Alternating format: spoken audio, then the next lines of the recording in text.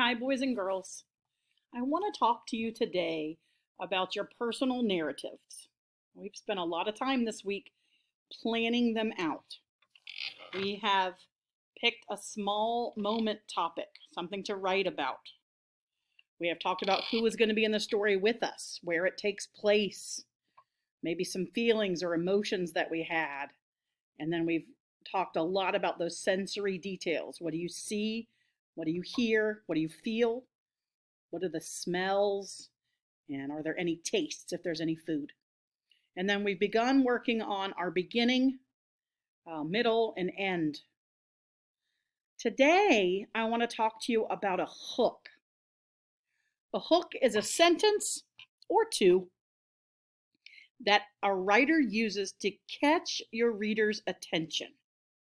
You want them to dive into your reading.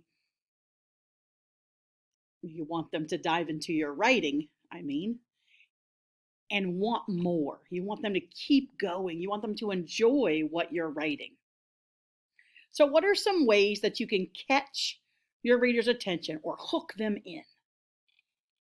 One way would be to use adjectives. Now, we talked about adjectives recently, last week, and we know that those are describing words. In this example, the sentence says, the elderly woman was so happy that her smile was from ear to ear. Now, if I close my eyes, I can actually picture an old woman. Maybe she's got gray hair, a few wrinkles, but her smile is huge. It takes up her whole face. What a great picture in my mind. I love that.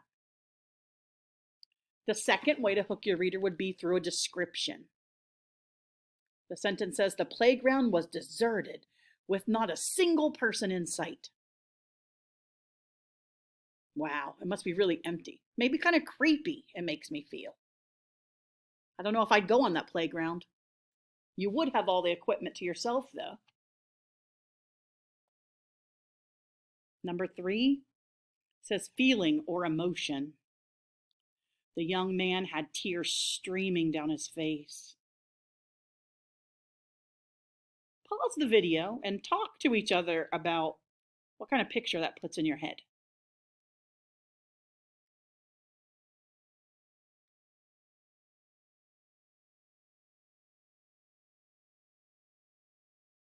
All right, welcome back. So some of you said red faces, right? Tears streaming, he's crying, maybe even loudly, right? Sometimes we call that sobbing. Obviously something really bad has happened. He's very, very upset. Number 4 is sound. Ring! The bell rang and school was out. Now, we talked about this before. Sometimes we call it onomatopoeia. Say that. Onomatopoeia. Good. It's a weird word. But what it means is it's one word that is normally associated with a sound. So we know what a school bell sounds like. So when we read the word ring and they talk about a school bell, we know what that sounds like and we can hear it in our heads. Another form of a sound or an onomatopoeia word could be woof woof. The dog barked loudly at the cat. Okay, so a sound word. Another example could be bang. The car backfired and then stopped. So that's another way. 5 is questions. It says, who ate the last piece of birthday cake? I hope it wasn't you. You could start your narrative story with a question. So let's say maybe you're writing about a trip to the beach. You could ask, have you ever been to the beach? Let's say you're writing about your cousin's birthday party. Have you ever been to a birthday party? Questions. Those are great ways to hook your readers. The next one's kind of a funny one. It's a weird word. The word is complaint. Do you guys know what that means? A complaint is when you kind of don't want to do something. So, you know how when I tell you we're going to do 50 pages of reading today, what do you all do? Oh, I don't want to. That's a complaint. So you could start your narrative writing with a complaint. I don't want to go to the beach. I want to go to Busch Gardens. Or I don't want to go to Busch Gardens. I want to go to the beach. That could be a complaint. Number 7 is repetitor. Yes, yes, we're going to the beach.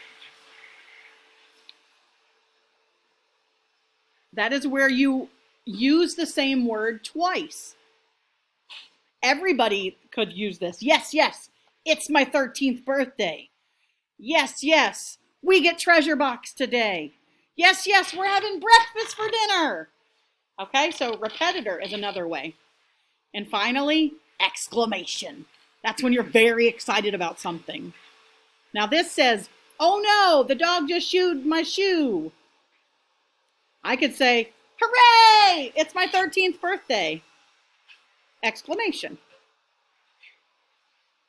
Now it's your job to choose one of these ways and write a hook for your narrative. You're going to write that on your graphic organizer that you've already started. Now get to work, and I'll be back for the conclusion.